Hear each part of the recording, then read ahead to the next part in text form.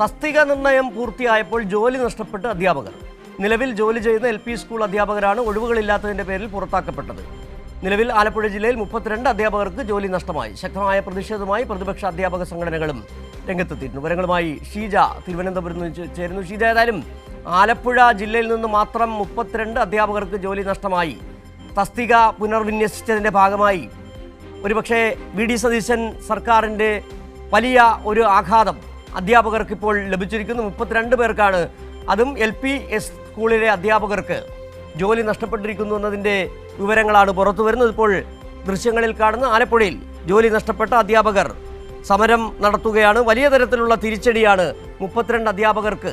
ആദ്യഘട്ടത്തിൽ തന്നെയാണ് ഈ തസ്തിക നിർണയം പൂർത്തിയായപ്പോൾ ആലപ്പുഴ ജില്ലയിൽ മാത്രം 32 അധ്യാപകർക്ക് ജോലി നഷ്ടപ്പെട്ടുവെങ്കിൽ വീണ്ടും കൂടുതൽ ഇത്തരത്തിലെ അധ്യാപകർക്ക് ജോലി നഷ്ടപ്പെടാൻ പോകുന്നു എന്ന വിവരം കൂടിയാണ് ഈ സാഹചര്യത്തിൽ വരികയും ചെയ്യുന്നത്.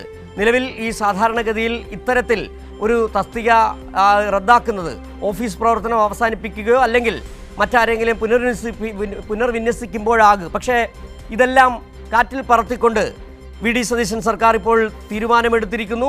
32 അധ്യാപകർക്ക് ജോലി നഷ്ടപ്പെട്ടിരിക്കുന്നു. തസ്തിക പുനർനിർണയത്തിൻ്റെ ഭാഗമായിട്ടാണ്, തസ്തിക നിർണയം പൂർത്തിയായപ്പോൾ ആണ് ഈ 32 അധ്യാപകർക്ക് ഇപ്പോൾ ജോലി നഷ്ടപ്പെട്ടിരിക്കുന്നുള്ള വിവരമാണ് പുറത്തു വരുന്നത്. ആലപ്പുഴ ജില്ലയിൽ ഇന്നലെയാണ് ഇതുമായി ബന്ധപ്പെട്ട് ആലപ്പുഴ ജില്ലയിൽ ഈ ഉത്തരവ് ഇറങ്ങിയത്. PSC വഴി നിയമിക്കപ്പെട്ട ഒരാൾ തസ്തിക നഷ്ടപ്പെടുമ്പോഴോ ഓഫീസ് പ്രവർത്തനം അവസാനിപ്പിക്കുകയോ ചെയ്യുമ്പോൾ എന്താണ് സാധാരണ ചെയ്യുക? അവരെ പുനർവിന്യസിക്കും, അല്ലെങ്കിൽ സൂപ്പർ ന്യൂമറിയായി ക്രമീകരിക്കും. നാളിതുവരെ അങ്ങനെ തന്നെയാണ് കേരളത്തിൽ ചെയ്തിട്ടുള്ളത്. കഴിഞ്ഞ 2ാം പിണറായി സർക്കാരിൻ്റെ കാലത്ത് ഹയർ സെക്കൻഡറിയിൽ 142 ഇംഗ്ലീഷ് ജൂനിയർ തസ്തിക അധികമാണെന്ന് കണ്ടെത്തി സർക്കാർ അവരെ പുനഃക്രമീകരിച്ചു. ഒരാൾക്ക് പോലും തൊഴിൽ നഷ്ടപ്പെടുന്ന സാഹചര്യം ഉണ്ടായില്ല. വിവരങ്ങളുമായി ഷീജ ഇപ്പോൾ ചേരുന്നുണ്ട് തിരുവനന്തപുരത്ത്. ഷീജ, വലിയ തിരിച്ചടി. LPST അധ്യാപകരായ 32 പേർക്ക് ആലപ്പുഴയിൽ ജോലി നഷ്ടപ്പെടുന്നു. ഇനിയും കൂടുതൽ തസ്തികകൾ പുനർനിർണ്ണയിക്കുമ്പോൾ കൂടുതൽ അധ്യാപകർക്ക് ജോലി നഷ്ടപ്പെടുന്ന ഒരു സാഹചര്യം.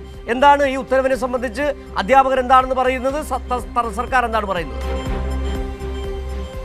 സിജു, ഏതായാലും സംസ്ഥാനത്ത് കഴിഞ്ഞ ദിവസത്തോടു കൂടിയാണ് തസ്തിക നിർണയം പൂർത്തിയായത്. അപ്പോൾ ഇന്നു മുതലാണ് അതിൻ്റെ ബാക്കി പത്രം എന്താണ് എന്നുള്ളത് പുറത്തു വരിക. അതിൻ്റെ കണക്കുകളുടെ ആദ്യഘട്ടം എന്ന നിലയിലാണ് ഇപ്പോൾ ആലപ്പുഴ ജില്ലയിലെ കണക്ക് പുറത്തു വന്നിരിക്കുന്നത്. അപ്പോൾ 32 അധ്യാപകർക്കാണ് ഇപ്പോൾ ജോലി നഷ്ടപ്പെട്ടിരിക്കുന്നത്. ഈ തസ്തിക നിർണയത്തിലൂടെ അധികം തസ്തികകൾ ഇല്ലാത്ത സാഹചര്യത്തിൽ ഒഴിവാക്കപ്പെടുന്ന അധ്യാപകർ ആലപ്പുഴ ജില്ലയിൽ മാത്രം 32 LP സ്കൂൾ അധ്യാപകർക്കാണ് അവരുടെ ജോലി ഇപ്പോൾ നഷ്ടപ്പെട്ടിരിക്കുന്നത്.